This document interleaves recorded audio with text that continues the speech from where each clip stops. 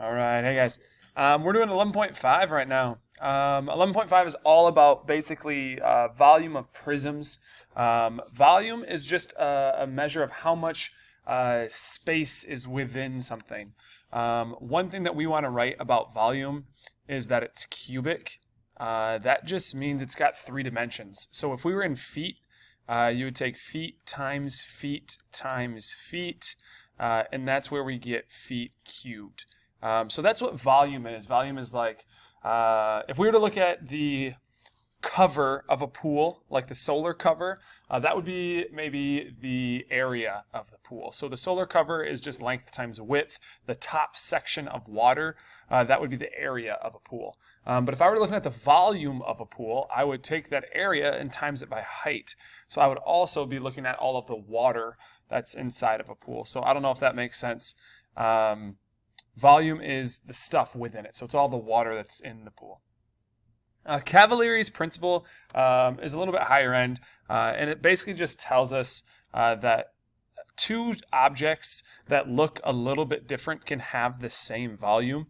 If you have the same cross-sectional area, meaning I might have a shape that does something like this, and then this shape might have something that's got a little bit more of a curve to it.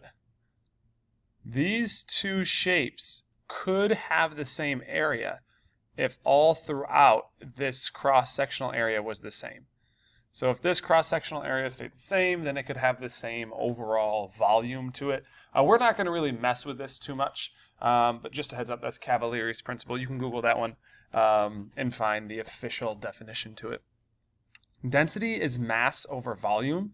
So if you're ever asked to find the density of something, you would say it's the mass divided by its volume. So that's where science can kind of come into play here as we find the volume of objects. If we know how much they weigh, we can actually get their density. And it's from a scientific standpoint, it's how many particles are packed in per unit of space. So something like lead versus something like foam, they would have different densities. They might have the same volume, but they would have different densities. So let's just jump right into this. Volume of a prism. Volume of a prism is the area of the base times the height. Now, the one thing you got to be careful of this, when we say base times height, you're not just multiplying the base. If I were to find the area of a triangle is 1/2 base height. The difference is when I do the triangle and I'm looking for the base and the height, this is my base and this is my height. They're just numbers. But right now, we're not saying it's just base times height. We're not looking for one number. We're looking for the area of the base. So if I were to solve this one, the area of the base is all of this in blue. And then I multiply it by the height. So you have to first find area of your base, and then you're going to end up multiplying it by height. This is the identical formula here for a cylinder. It's still base times height. But we know that the area of a circle is pi r squared. So it's still just the area of the base times height, but our base in this scenario is pi r squared. So that's how we can do cylinders. Let's jump all the way to practice 1. So we're at the bottom of page 337. To do this, I sometimes will have students who say, okay, volume equals base times height. So they say, okay, this equals 3 times 5. My answer is 15 centimeters cubed. Now I can understand why they did this. They took the base, which is 3, and they took maybe the height, which is 5. Or maybe they took the base, which is 3, and the height, which is 1.5, and multiplied those out. Either way, this is all wrong. Remember, it's not base, it's area of base. So I need to find this section before I do anything else. Well, it's a triangle. So the area of a triangle is actually 1/2 base height. And then I'm going to multiply it by the other height. So that's what we're doing here. We're taking this base and turning it into area because we're trying to find the area of our base. Using that right there, I can say, okay, 1/2 times the 3 times the 1.5. And that's all multiplied by 5.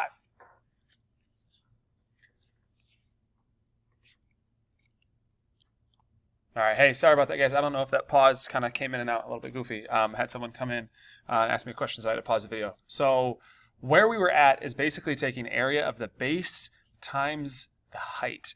And that's what all these numbers are. These numbers here are just the area of the base of a triangle. So this is just triangle math. And then here is that leftover 5, which is our height of the prism. If I multiply all of these out, I get 11.25. I don't know, what are our directions? It doesn't tell us what to round it to. So you could call this 11.25 or you could call it 11.3. You just have to make sure that you have centimeters cubed. So we have to make sure that we have units because these are real world questions with units, so we must use units ourselves. Let's try another one. Here we had to find the area of the base of a triangle. Here we don't have to find the area of the base of a hexagon, or this is a pentagon, because it already tells us that the area is 10. So if our formula is area of the base times height, well, area of my base it says is 10, and my height is 4.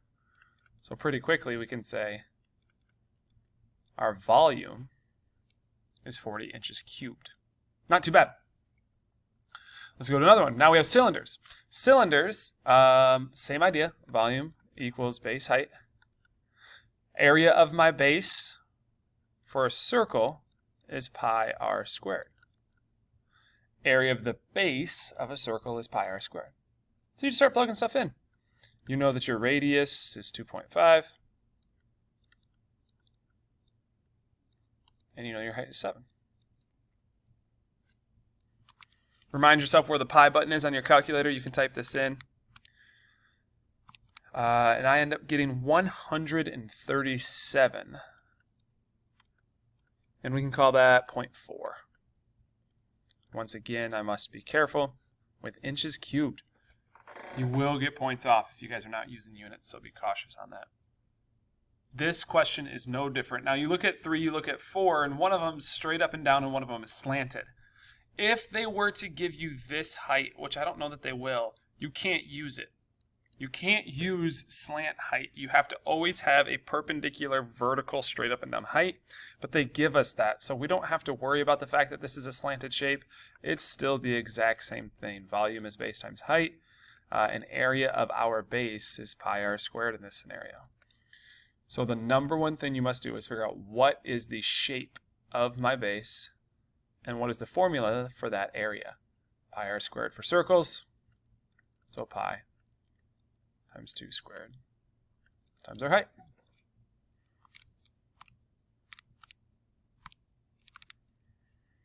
Very similar answer. We get 138.2 this time. And it's always cubed when we're talking about volume, squared when we're talking about area.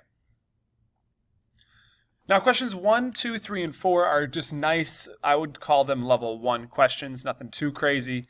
5, 6, 7, 8, they're not really like ridiculously hard, but these ones you have to work a little bit backwards. What I want you to recognize is it wants you to find the indicated measure. So it wants you to find the height of a cylinder. Well, first off, let's just call this h because it wants us to find h. It tells us that we have a radius of 8. And it tells us we have a volume of 2,010 cubic inches. Because I'm messing with a cylinder, volume equals base times height. And it's a cylinder, so my base is pi r squared. So now that I have a formula written out, I can actually fill in all of the information that I have so that I can go find the information that I need. I'll use a different color here. We had volume. It was 2010. We have radius. That's 8. And what we're missing is h. So one of the big parts to these types of questions is just writing down what you have and then figuring out what formula you want to plug into. We wanted to plug into pi r squared times h because it's a cylinder. And at this point, I can just do some math and figure out what h is going to be?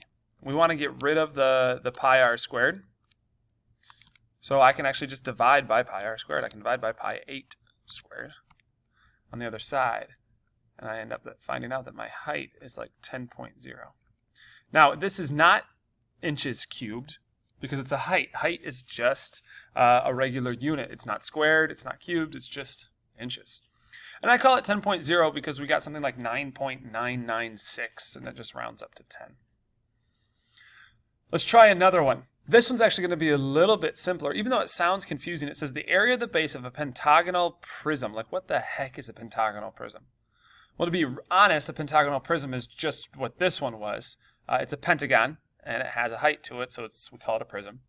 But it says the area of it is 50, which is really nice, because if the area of the base is 50, I know that capital B is just 50. And it says the height is 7.5. Guys, we're looking... oh, I'm so sorry. I didn't write that right. It says we're trying to find the area of the base if its volume was 50. So my apologies. The volume was 50.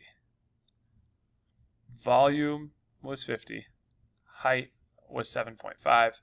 Area is what we're looking for. So if I'm just looking for area of the base, volume equals base times height. 50 equals unknown times 7.5. We just have to get rid of that 7.5. So the area of my base. Now remember, this is area. So we must be cautious to not write cubed, but to call it squared, because the area is always squared. Guys, I don't know how you're feeling yet. This is a little bit of algebra mixed in with this geometry. The key piece, and we'll just maybe stop with number 8. This is the last one that we'll do. You need to recognize that your formula is always this, and then you adjust the area of your base to whatever your shape is.